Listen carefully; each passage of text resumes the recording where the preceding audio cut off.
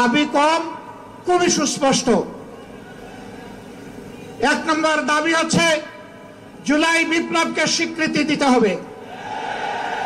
যারা জুলাই বিপ্লব মানবেন না তাদের জন্য 26 সালে কোনো নির্বাচন নাই। 26-এর নির্বাচন দেখতে হলে আগে জুলাই বিপ্লবের স্বীকৃতি লাগবে। আর জুলাই বিপ্লবের স্বীকৃতি দিতে হলে জুলাই সনদের আইনি ভিত্তি দিতেই হবে।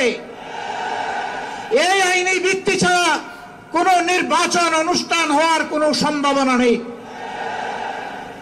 কখন হবে এই আইনি ভিত্তির গোড়াপত্তন?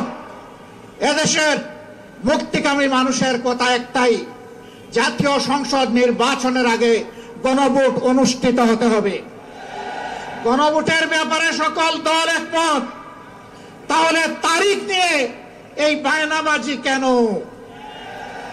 একমত হয়ে যখন স্বাক্ষর করেছি সবাই, তখন গণভোট আগে হওয়াই হচ্ছে যুক্তিযুক্ত।